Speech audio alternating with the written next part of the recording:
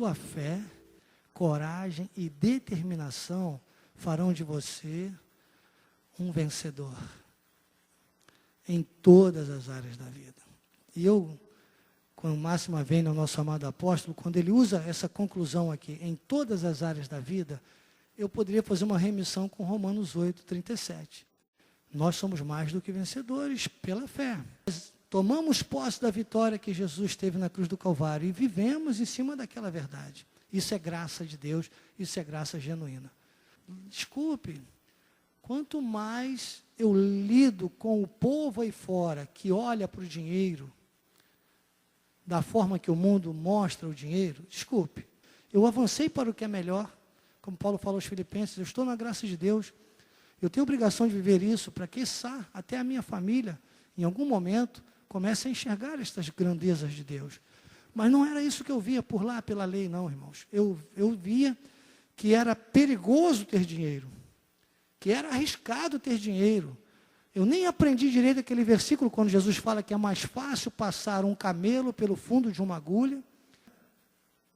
É mais fácil passar um camelo pelo fundo de uma agulha, inclusive nas versões mais antigas, do que um rico entrar no reino dos céus. E eu cresci com aquela falta de orientação, achando, falei, como é que um camelo vai passar no fundo de uma agulha? Naquelas versões mais antigas é exatamente isso. E hoje eu sei que a agulha era chamada as passagens para Jerusalém, as aberturas que tinham nas portas para Jerusalém. Então era muito mais fácil passar um camelo pela agulha do que um rico entrar no reino dos céus. Por quê? Porque quando os ricos tinham que passar por ali com os seus camelos, eles tinham que tirar toda a bagagem. E quem era menos rico passava mais rápido. E gente que então não tinha bagagem nenhuma, passava direto. Então Jesus fez essa comparação, essa analogia. Que acreditem, aos 20 anos de idade, sei lá, 17, comecei a trabalhar. Com 14 eu já trabalhava de carteira assinada, aos 18 já comecei a ganhar. 17 anos, para vocês terem uma ideia, comprei meu primeiro carro.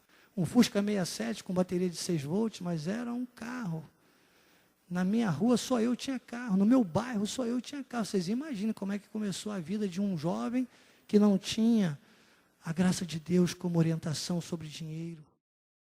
Comecei a ficar pensando, eu falei, espera um pouquinho, vou botar esse negócio de igreja para o lado, vou ser rico um pouco. Isso foi um caos, ganhei bastante dinheiro. Se eu fosse usar a minha mente para o que é ruim, Deus me deu uma mente tão poderosa, e imagine, ganhava mais dinheiro que esses bandidos todos por aí, desculpem falar isso. Mas eu sou o que sou pela graça de Deus, eu vejo como Deus me deu dons e talentos maravilhosos. Durante muito tempo eu usei equivocadamente. Construí um castelo sobre areia, não vou falar muito mais sobre isso aqui. Só que eu tive telefone celular quando ninguém tinha, foi um dos primeiros. Tive carro com capota conversível, aquelas coisas todas. Muitas coisas que nem compete. Só dizer para você que eu tive muitas coisas, talvez até muito dinheiro, até dólar guardado atrás dos quadros da minha casa, para você ter uma ideia.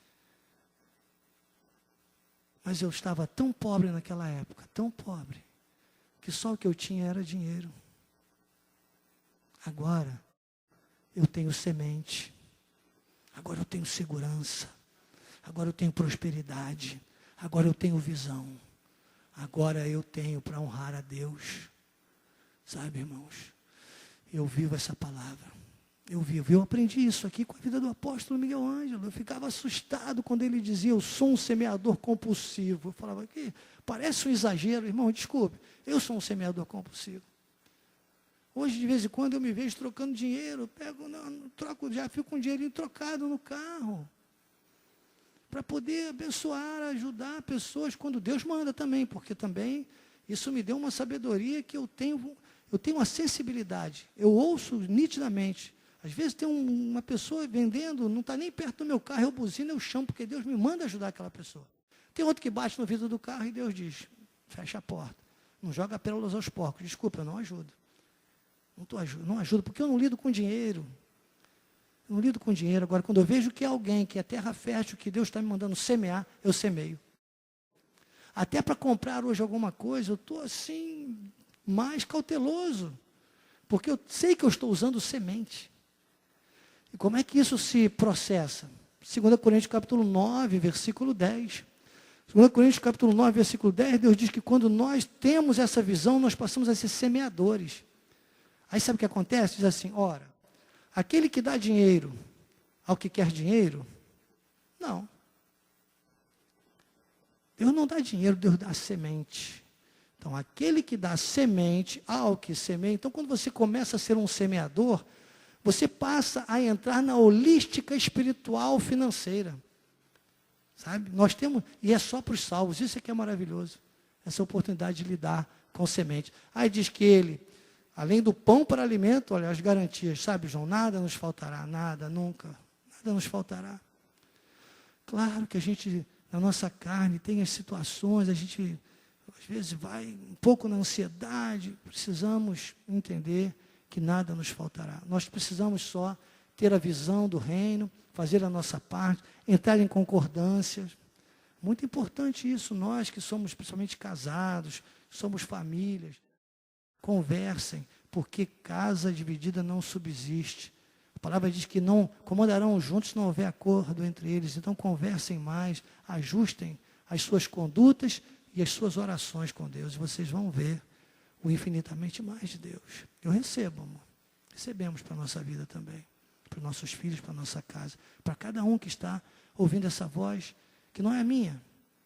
Apesar de pouco afônico, mas eu estou aqui como canal da graça de Deus. Estou ouvindo Deus para as nossas vidas.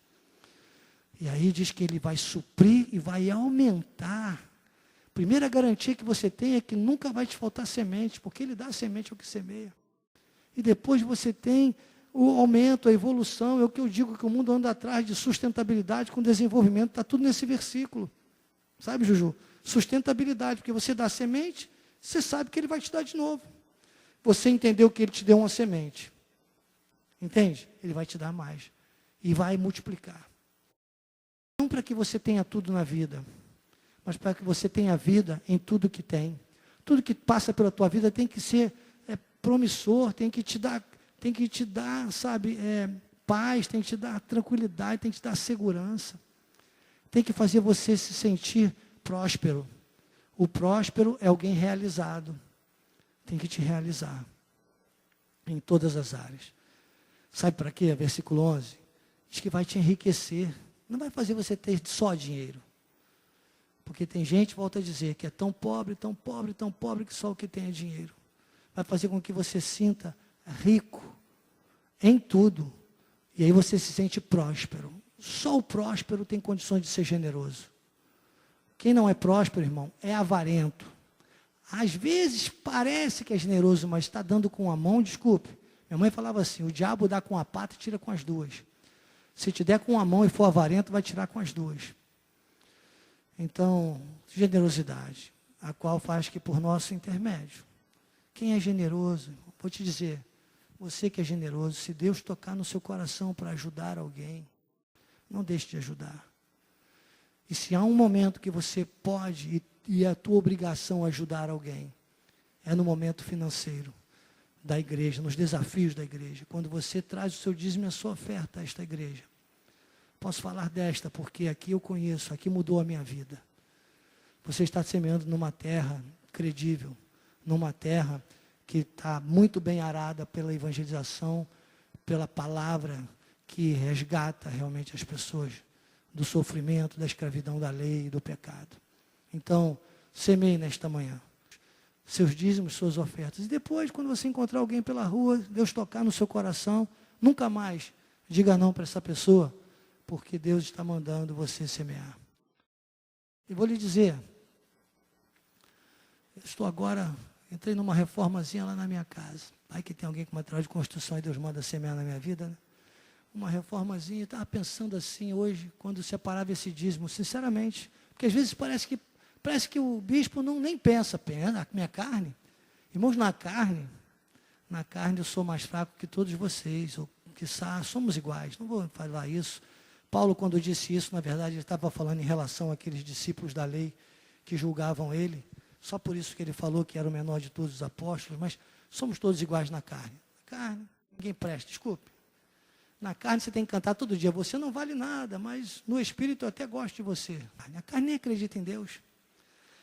Desculpe, deixa eu te lembrar que às vezes vou descendo assim, preciso te lembrar, você está na escola de capacitação e crescimento espiritual. Aqui o chicote dói mesmo. E eu vou te dizer, eu estava hoje com esse dízimo aqui para trazer e pensei assim, olha, um valor que eu poderia comprar aqui, um boxe, por exemplo, novo para o meu banheiro, né, que a minha esposa anda pedindo. Colocar um boxe novo. Eu falei assim, mas se fosse dinheiro. Só que eu não lido mais com dinheiro. Isso aqui vai multiplicar tanto, quem sabe Deus não vai me dar uma casa nova, com tudo novo, um lugar melhor ainda. Sei lá, meus irmãos, como é que eu vou limitar Deus? Eu falava isso ontem para o nosso querido bispo Raibrante.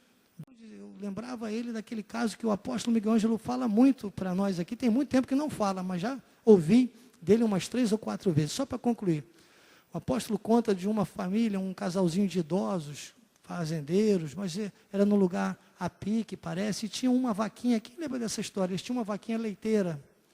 E aí um sábio chegou lá na casa deles e eles estavam lá muito, olha, nós estamos aqui, nós só temos leite, mas a gente não morre que a gente toma esse leitinho, essa vaquinha aqui dá 2 litros de leite por dia. Também só tinham aquilo. Sabe o que o sábio fez? Meteu o pé na vaquinha e derrubou a vaquinha deles. Olha, você tirou o nosso único sustento. Não, é porque eles estavam acomodados com uma vaquinha. E o entendimento disso é que muitas vezes nós ficamos presos a uma vaquinha que nos dá apenas leite. E nós podemos ter muito mais. Então, meu irmão, ainda que você pense, não, isso aqui podia ser para comprar uma vaquinha. Tem vaca que vale 81 milhões e tem gente presa a uma vaquinha que só dá 2 litros de leite por dia. Irmão, se no mundo tem uma vaca que dá 81 milhões, vale 81 milhões, essa vaca tem que ser de um filho de Deus. Ué, estão entendendo bem o que eu estou dizendo? Não eu, mas a graça de Deus comigo.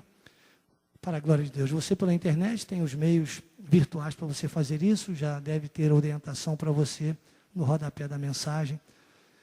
E mande depois o seu testemunho para nós. Diga, eu me associei com o Bispo Daniel, me associei com a escola de capacitação, me associei com a Igreja Cristo Vive, no tocante ao dar e receber. E olha, a minha vaquinha, chutei na hora e escolhi semear na obra de Deus. Amém. Espere por Deus que você vai ver a honra de Deus na sua vida. É para encher, é para transbordar.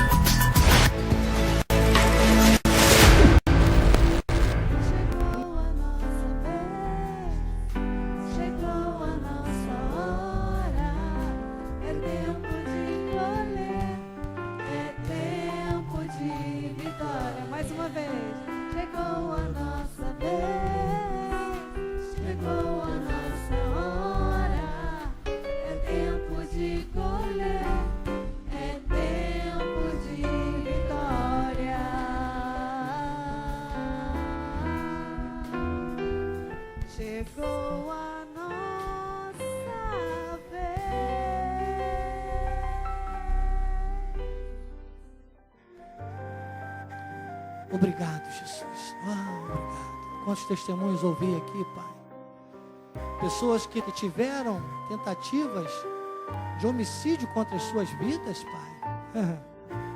E Tu guardas, e Tu ergues. Outros com causa na justiça, Pai. Disse, nem esperava mais, não estava nem esperando mais. E Tu destes a vitória. Obrigado, Senhor. É para encher, é para transbordar. É a Tua palavra que garante, Filipenses 4,19, supridas cada uma das nossas necessidades, segundo a Sua riqueza em glória, Paizinho. Provérbios capítulo 3, versículo 10, diz, celeiros fartos e lagares transbordantes. Lucas 6,38 diz que há uma boa medida, e esta boa medida é recalcada, é sacudida e é transbordante, é para encher, é para transbordar. Eu recebo, eu compartilho, com a vida de cada um, Paizinho amado, que semeou e vai semear, associando-se conosco no tocante ao dar e receber, para a tua honra e para a tua glória, Jesus. Amém e amém.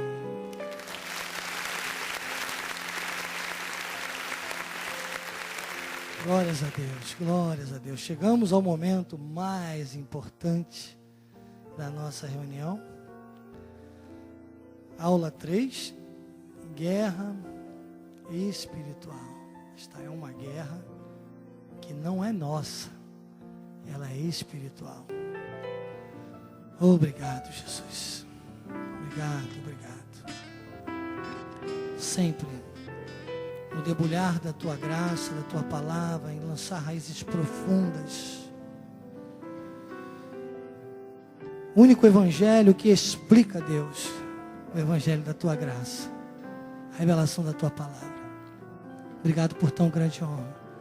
Que cada um possa compreender a magnitude deste momento de uma escola de capacitação e crescimento espiritual, e chegar a este lugar, seja presencialmente, seja pela internet, para aprender, para receber, para crescer na tua graça e no teu conhecimento. Eis-me aqui, Pai. Eis-me aqui, usa-me. Fala aos nossos corações. Agora, mergulhando em águas profundas sobre esta verdade tão patente, que muitos filhos teus têm vivido de derrota em derrota por não compreenderem a nossa guerra. Uma batalha que já está vencida por ti, mas uma guerra que é nossa, sim. Primeiro contra a nossa própria carne, para depois conseguirmos atingir a soberana vocação em ti, Senhor. E não ficarmos abatidos, vivendo no vale, como vemos tantos filhos teus por aí, mas vivendo em perfeita vitória. Assim, Pai, fala mais ainda aos nossos corações. Sei que já falastes até este momento, mas agora fala mais forte ainda. Estamos atentos para ouvir a tua voz, para a tua honra e para a tua glória. Amém e amém.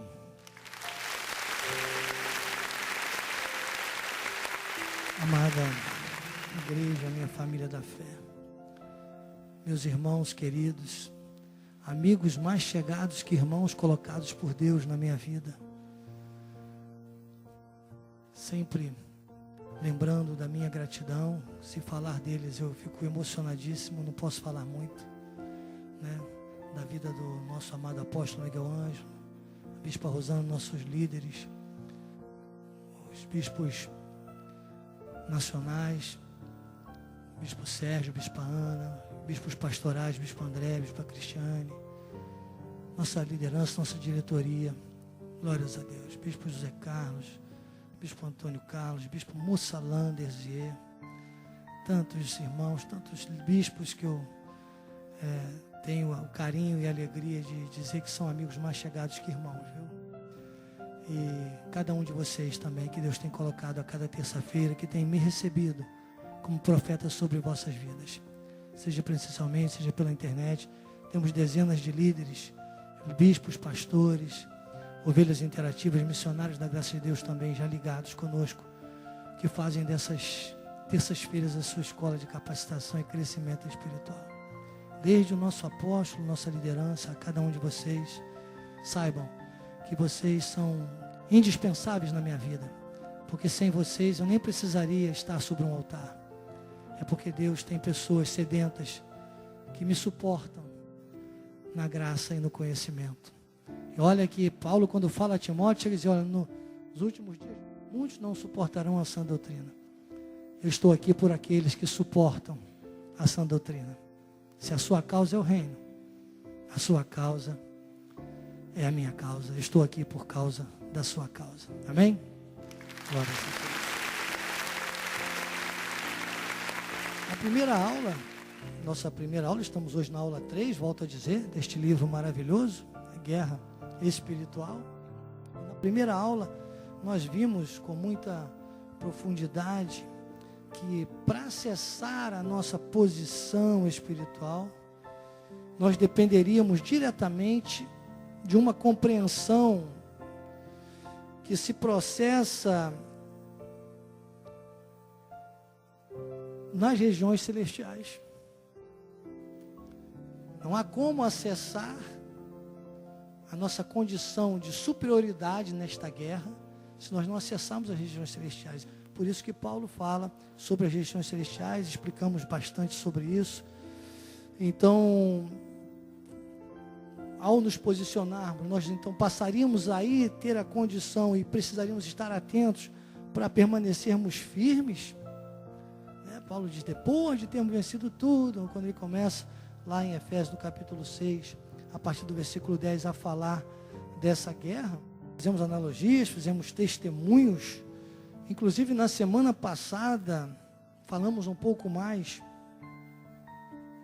sobre essas questões, alguns detalhes, nós entramos mais especificamente nas peças da armadura. Para você ter uma ideia, estamos hoje nas 5 primeiras páginas do livro e estamos ainda na 3ª aula, né? Então é necessário revisar, rever, introjetar tudo isso. Faça isso e você vai ver como vai fazer a diferença na sua vida. Sabe, aquilo que Deus fala a cada terça-feira, a cada aula de capacitação e crescimento espiritual. É para criar em nós, irmãos, músculos espirituais. Quanto mais você revisar tudo isso, e melhor ainda, aplicar na sua vida, mais alto você vai voar. São garantias que eu passo a você, eu não, a graça de Deus comigo.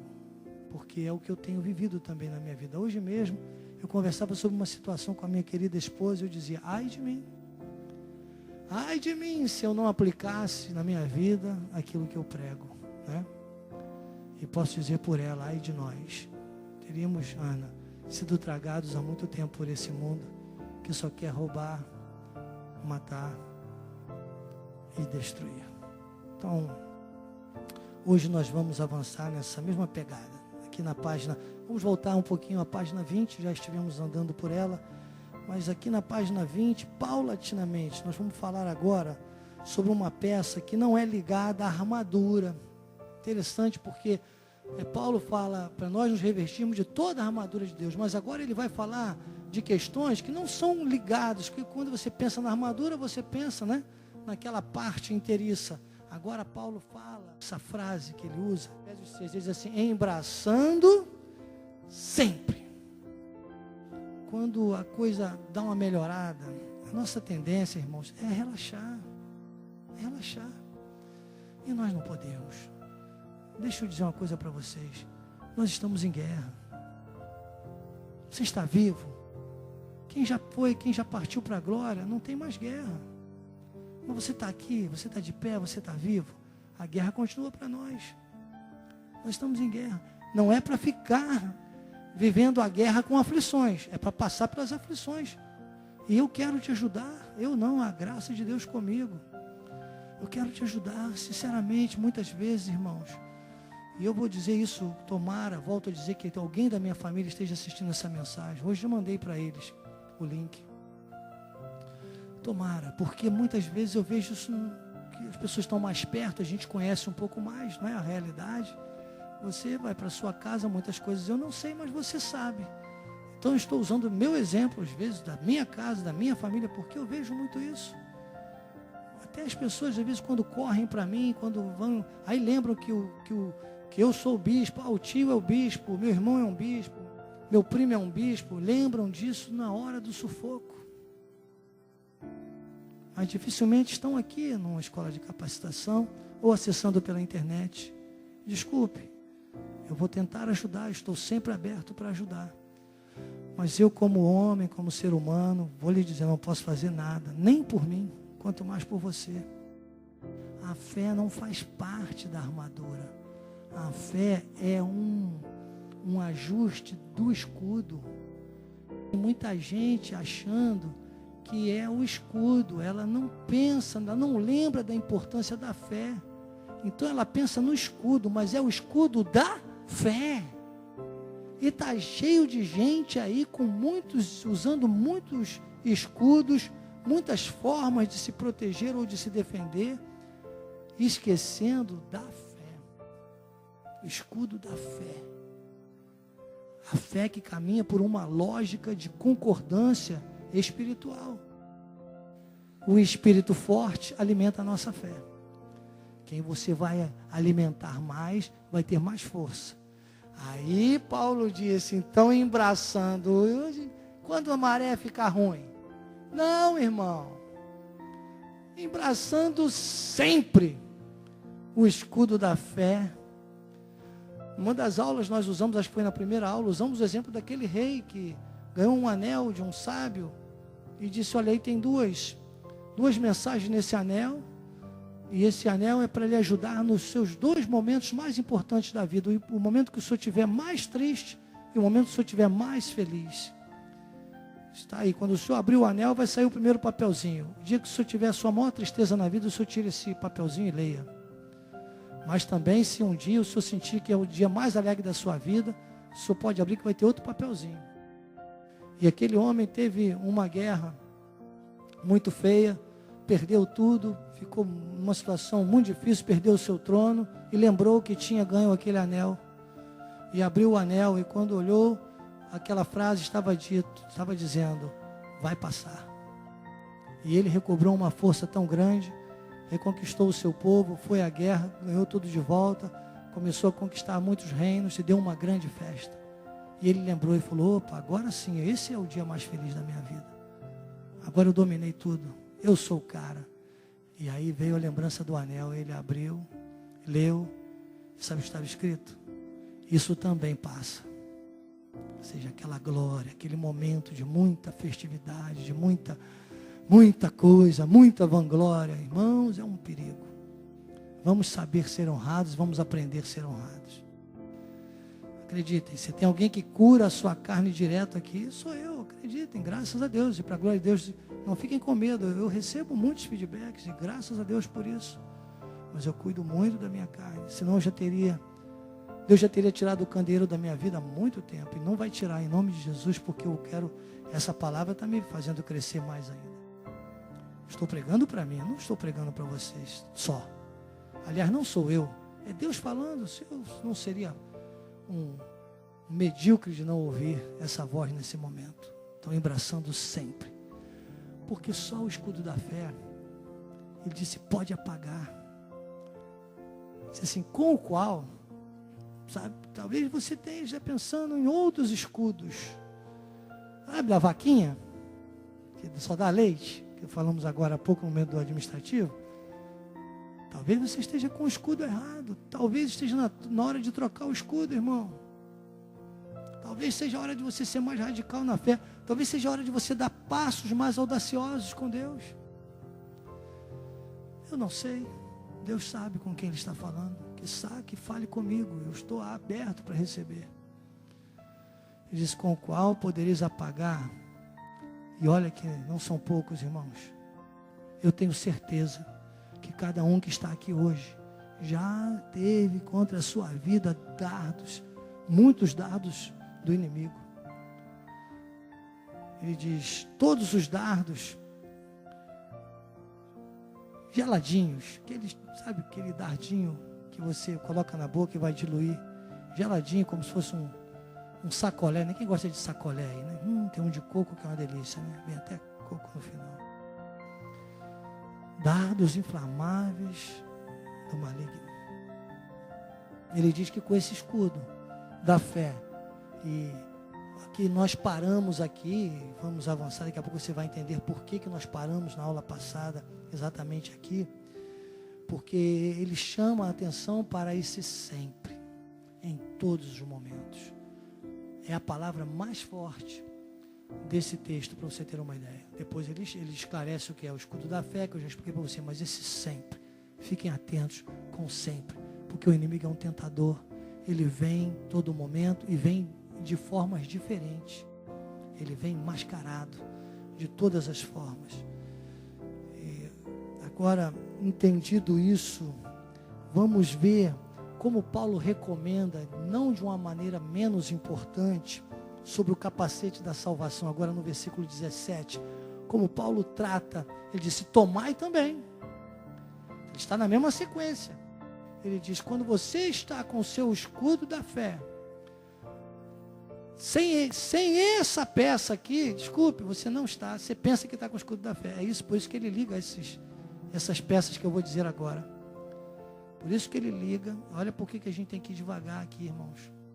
Não é só ler a Bíblia, é meditar na palavra. Ele liga o escudo da fé com o capacete da salvação.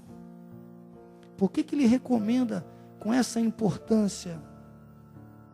E depois ele diz, na mesma frase, ele diz, e a espada do Espírito.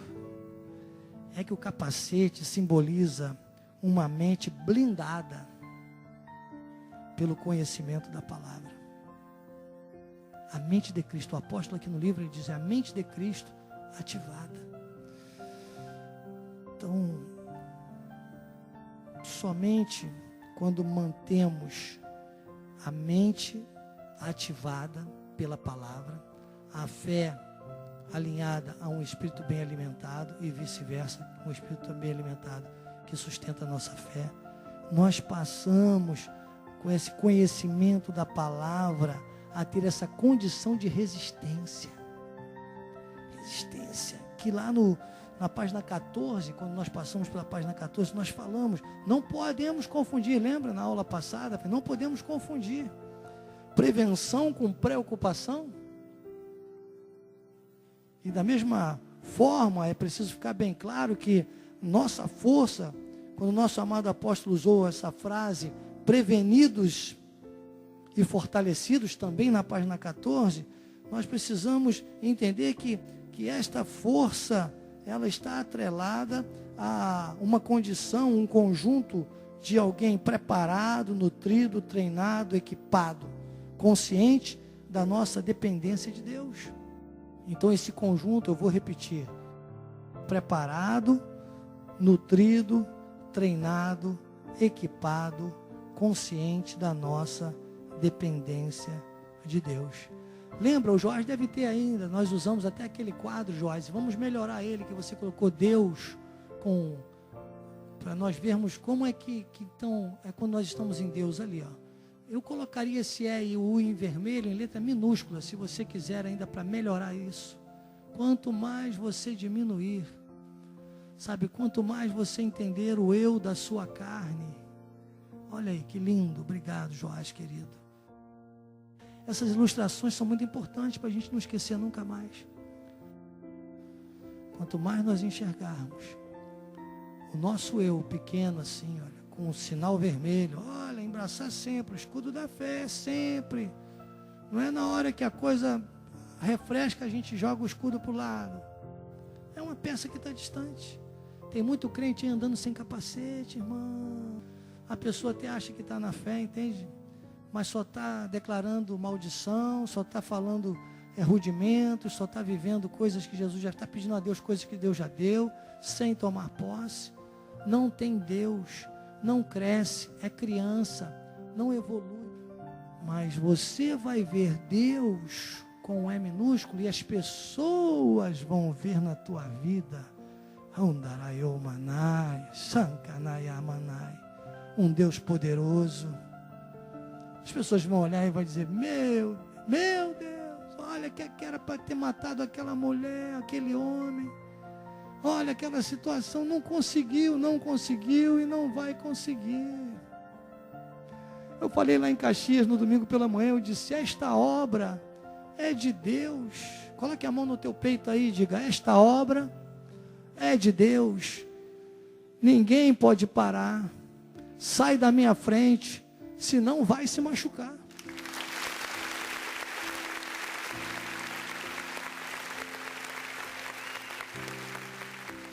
Tinha um corinho que falava, essa obra é de Deus, ela não pode parar. Tira a mão do meio, senão vai se machucar. Estou adaptando a nossa vida, porque quando eu cantava isso, eu nem sabia o que era obra de Deus. Bispo, onde está escrito isso? Coloque Efésios 2, versículo 10, para você ver só, se não está na Bíblia que eu estou falando. Pois somos feitura dele, criados em Cristo Jesus, para boas obras. Você é obra de Deus para boas obras. Você é ou não é uma obra de Deus? Para boas obras. Ele diz, as quais Deus de antemão preparou para que andássemos nelas. Diga, obra, tem que andar em obra.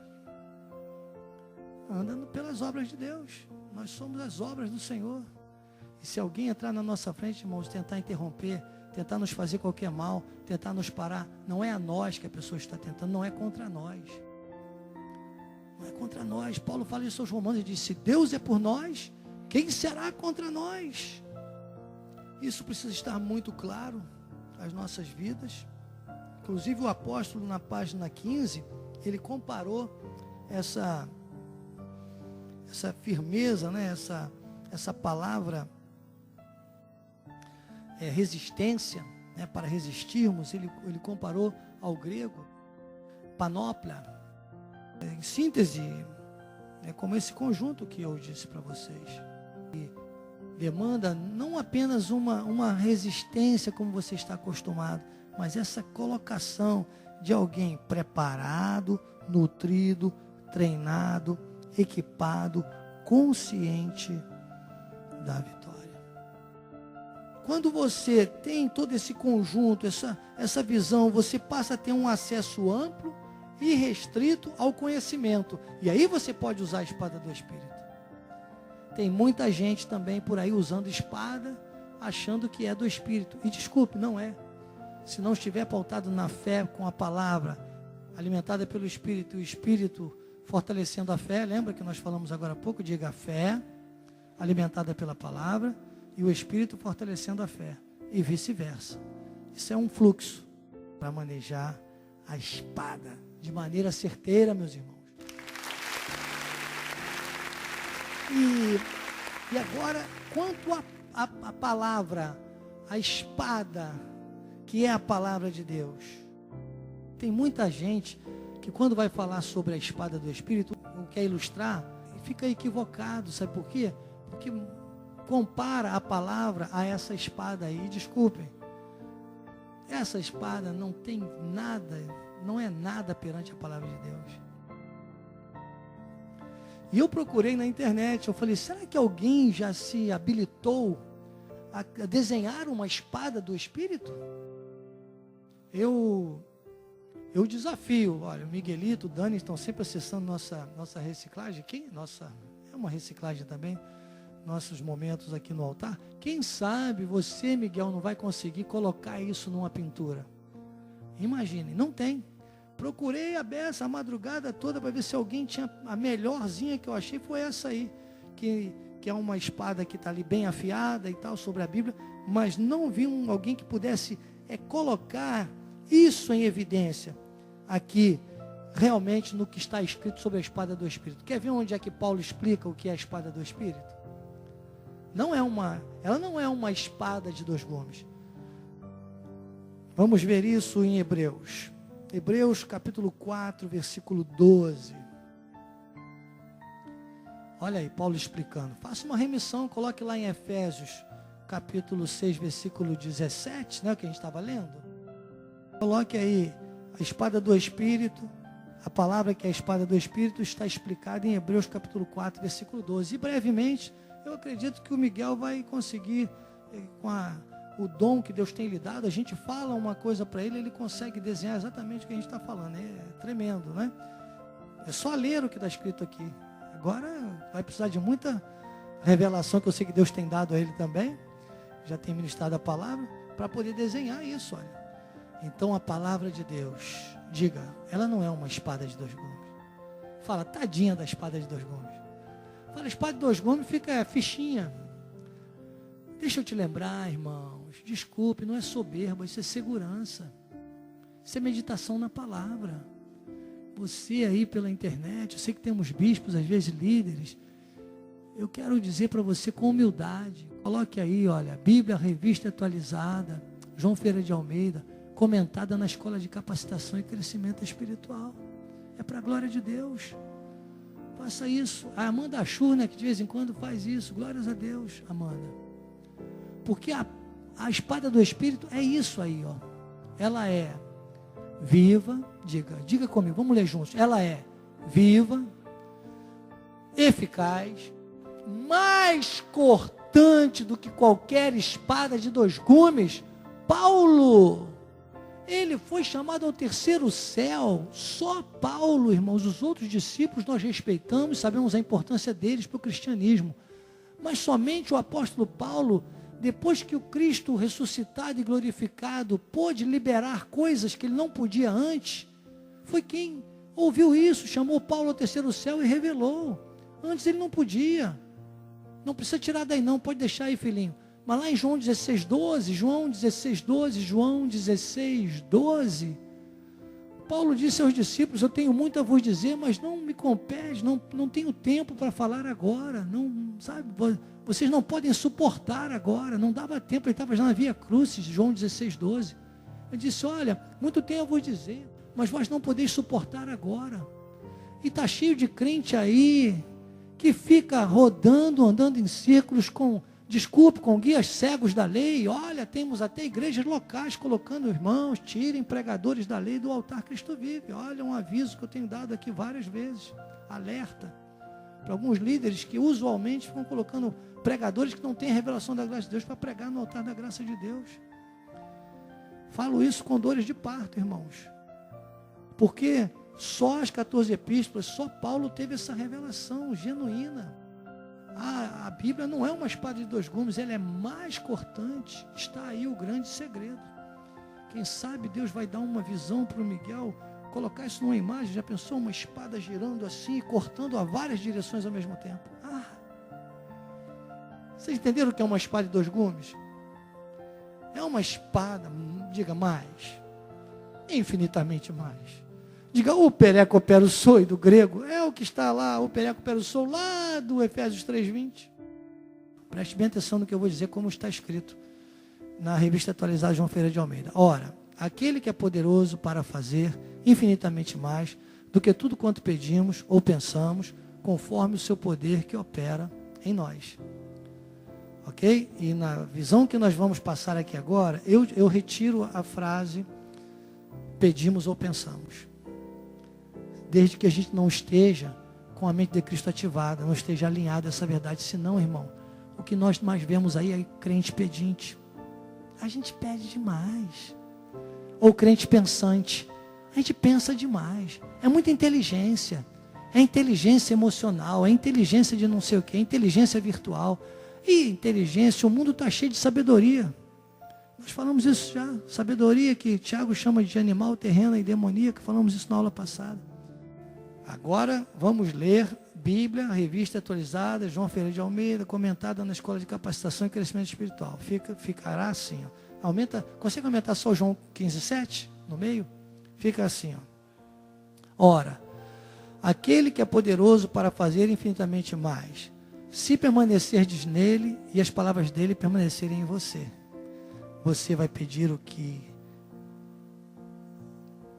quiser.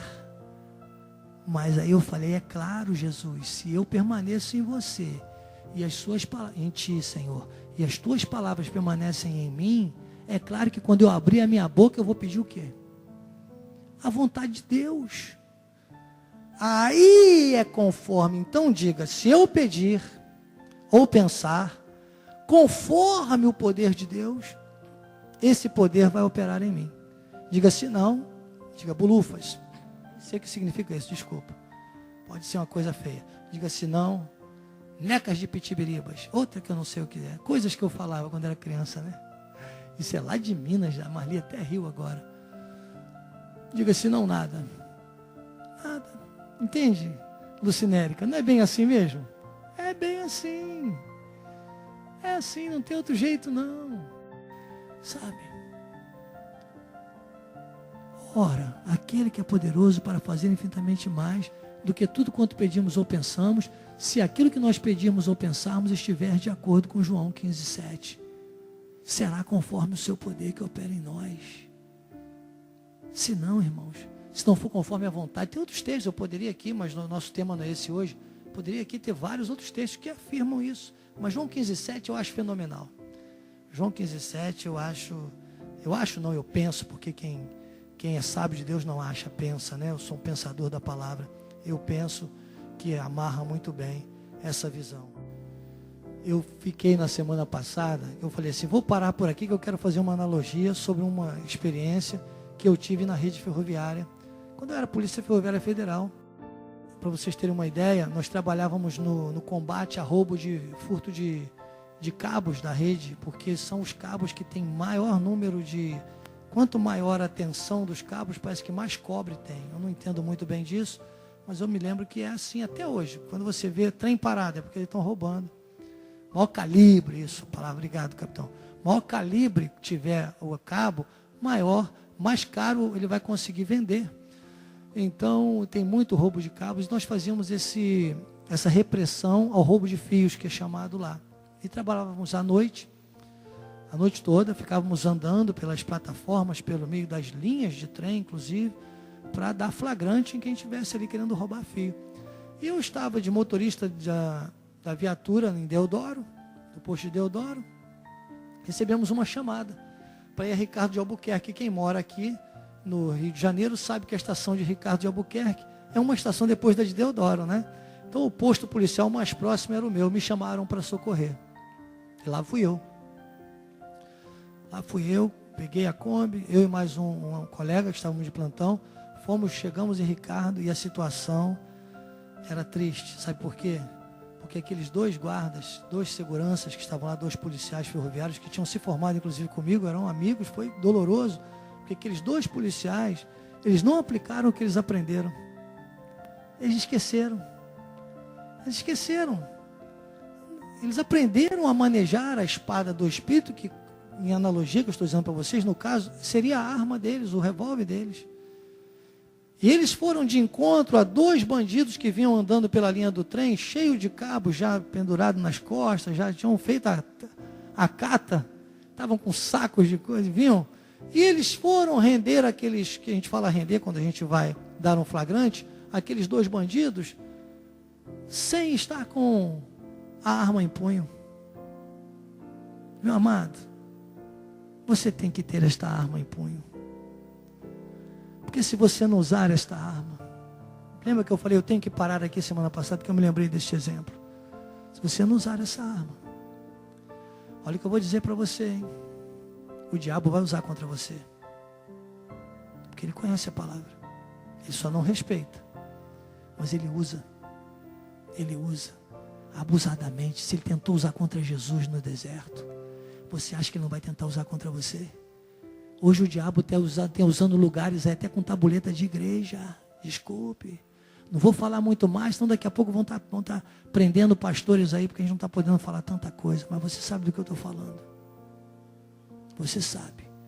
Você que é discriminação, os ideologistas, idealistas, será a ideia de quê? Da vida. Eu estou pela Bíblia, eu estou pela palavra. Cuidado, porque daqui para frente, parafraseando Roberto Carlos, tudo vai ser diferente. Você tem que aprender a ser crente. A sua carne não vale nada. Não é deixa a vida me levar, a vida leva eu, não. Parafraseando Zeca Pagodinho, que ele ouça isso aqui e siga a palavra, se tiver chamado para ser filho de Deus. É deixa a Bíblia me levar, Bíblia leva eu. Vou vivendo, absorvendo e praticando tudo que Jesus me deu. Porque aqueles dois homens, eu quase que me lembro hoje, sabe? Foram salvos, porque Deus não deixou eles morrerem naquele dia, mas pelo fogo, né?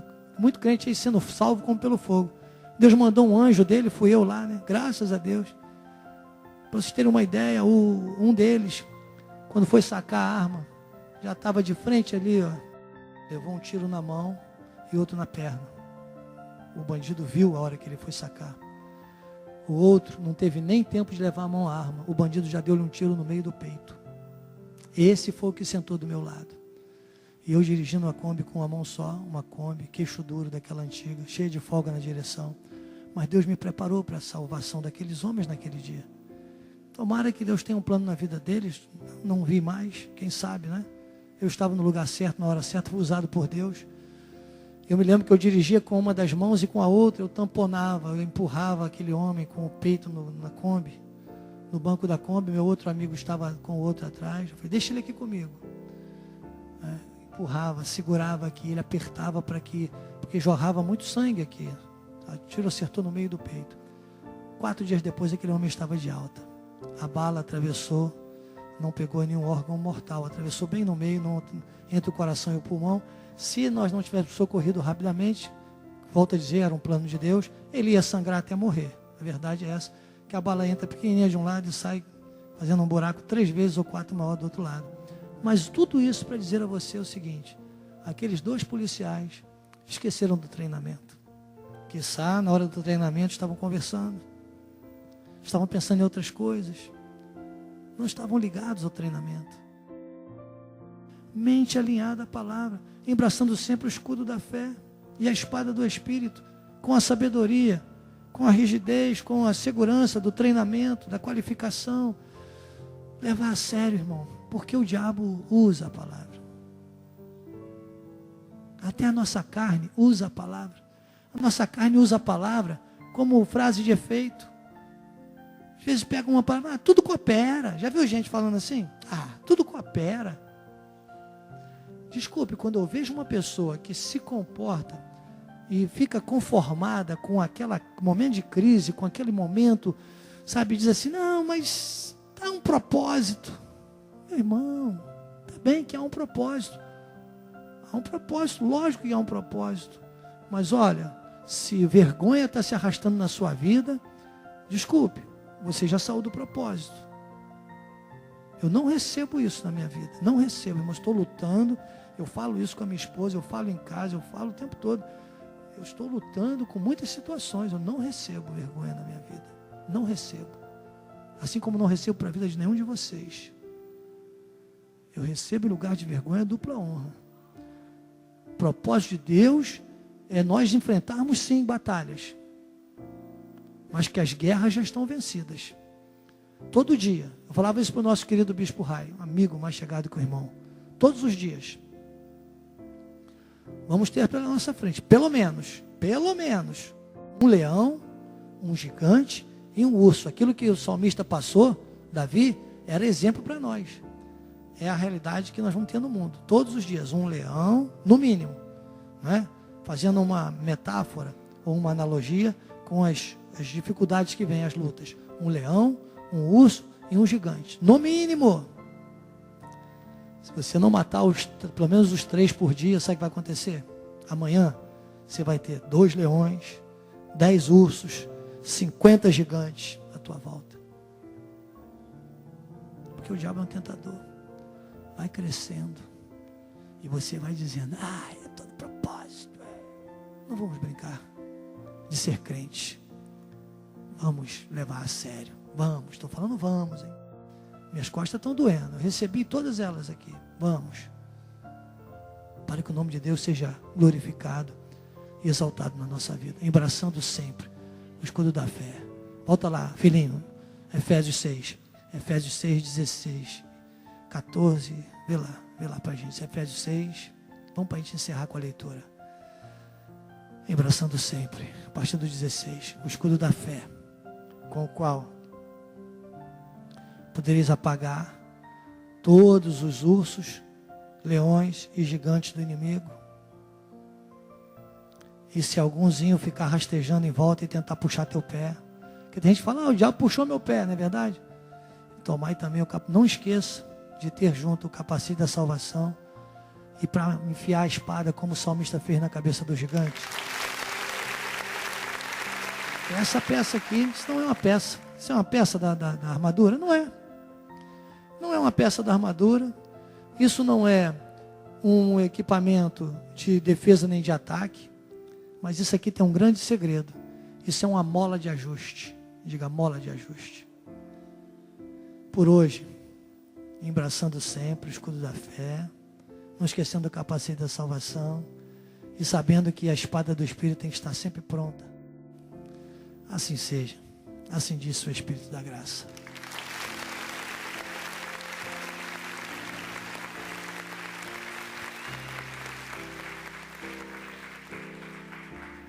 Não seja mais uma vítima da mentira. Seja um apologista da verdade. Não seja mais uma estatística da crise. Seja um protagonista da vitória. Sou o Bispo Daniel Anacleto, com a minha linda esposa, a Bispa Lídia. E essa foi mais uma escola de capacitação e crescimento espiritual. Curva a sua cabeça, Senhor Jesus. Bem sei, Senhor, que tudo podes. E nenhum dos teus planos pode ser frustrado. Ó, desventurado homem que sou, na minha carne, não sou maior do que nenhum daqueles que podem me acusar. Como Paulo se referia aos outros discípulos que não tinham a revelação da graça de Deus, chegou a dizer: sou o menor de todos os apóstolos, que eu seja. Importa que eu diminua para que tu cresças. E que cada um nesta manhã entenda esta visão. E saiba, Deus, saiba.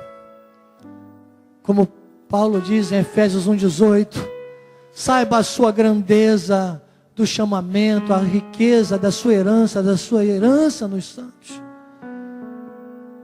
Reconheça, Pai, a soberana vocação. E avance, avance, avance.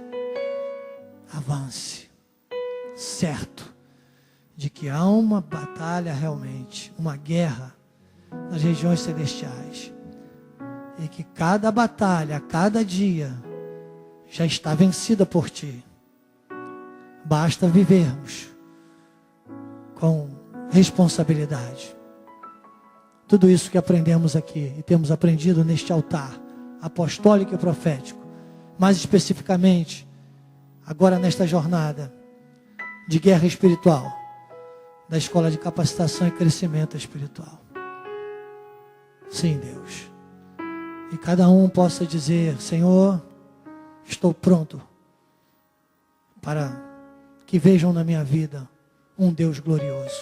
Sim, sim.